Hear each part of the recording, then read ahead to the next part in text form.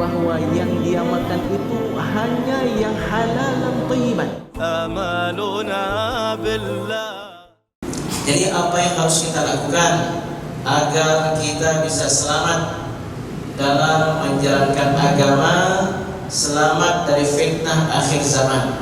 Yang pertama sekali adalah mohon bantuan kepada Allah Subhanahu wa taala.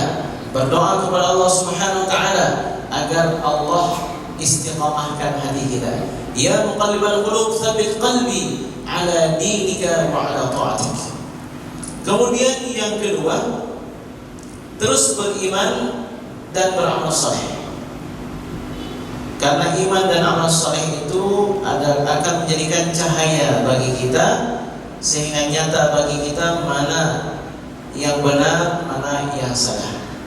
Lalu setelah itu jaga sholat 5 waktu baru saja berjamaah. Karena Rasulullah SAW bersabda, barang siapa yang sholat lillahi ta'ala selama 40 hari,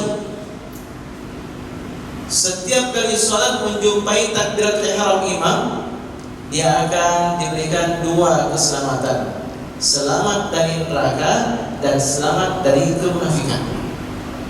Kemudian yang tidak kalah penting juga adalah terus bergaul, bersahabat dengan orang soleh dan meneladani salafun saleh. Kita ingin menang saja, kita ingin benar saja, sehingga kita tak bergaul dengan orang lain. Wa man syadda syadda finnar. Siapa yang suka aneh-aneh sendiri-sendiri, dia sendiri-sendiri dalam neraka. Ada seperti itu. Ada di sebuah masjid saya bertemu, sudah saya khutbah Jumat, Masya Allah, beginilah khutbah yang saya inginkan dari semua ustaz. Bagaimana? Ada ayat, ada hadis. Hadisnya siapa perawinya, derajatnya bagaimana? Itu betul ustaz. Ya, di waktu itu saya senang, tapi saya menangkap sesuatu yang lain.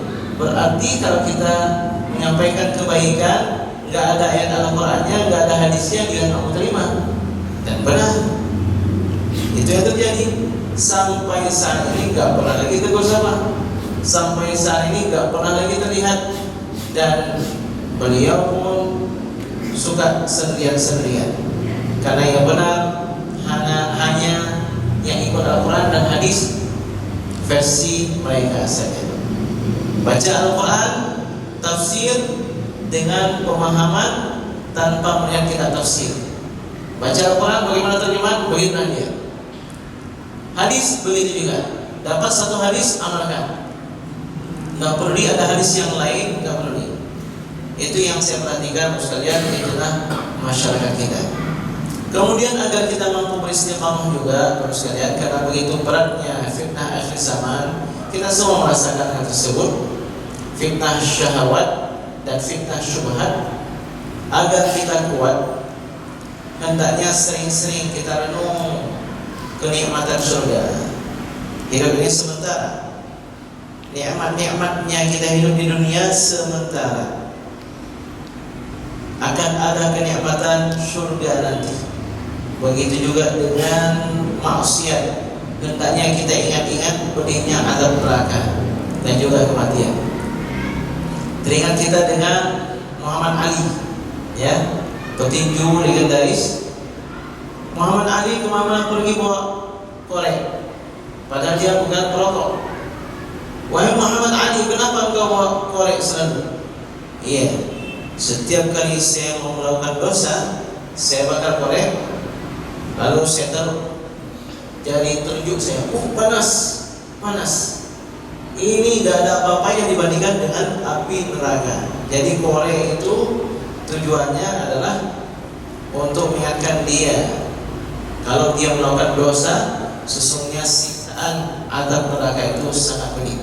Baik, sidang hadirin sekalian yang dimuliakan oleh Allah Subhanahu wa taala, inti daripada kajian kita pada malam yang berbahagia ini, yang pertama adalah sekalian, jangan kita melihat orang lain itu semuanya salah.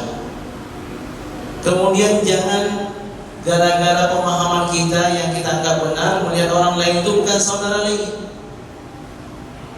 Makanya saya katakan, pemahaman Ahlus Sunnah wal Jamaah versi Al-Asy'ariyah dan Al-Maturidiyah itu yang terbaik. Itu yang diusung oleh Al-Azhar. Kenapa? Karena pemahaman mereka itu bisa menyatukan umat Islam sedunia. Dan jangan katakan, ini termasuk pernyataan yang saya dapatkan dari mereka, dari beliau yang WA saya.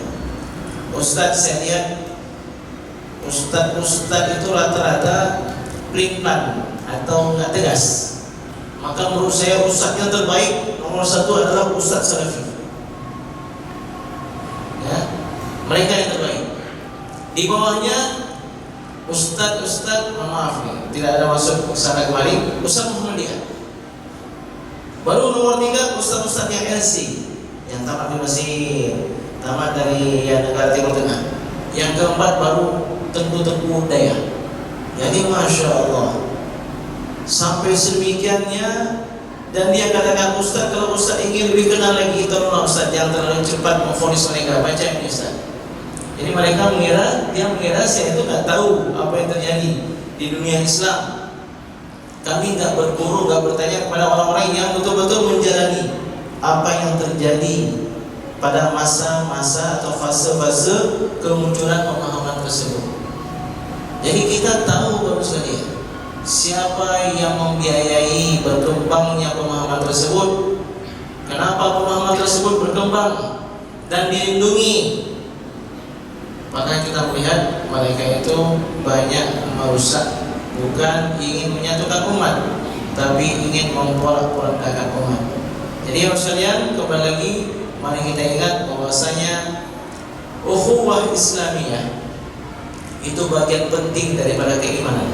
Bukankah Allah Subhanahu wa taala berfirman dalam surah Al-Hujurat ayat 10, "Innamal mu'minuna ikhwah." Sesungguhnya orang-orang beriman itu bagaimana? Bersaudara. Jadi kenapa engkau tidak ingin berjabat tangan, bertegur sapa, mengucapkan salam? Kenapa tidak mau? Padahal Rasulullah SAW juga mengingatkan, maukah aku beritahukan kepada kalian satu amalan yang kalau kalian lakukan akan terwujud rasa cinta sama kalian. Kalau kalian cinta sama kalian, maka kalian akan masuk dalam surga.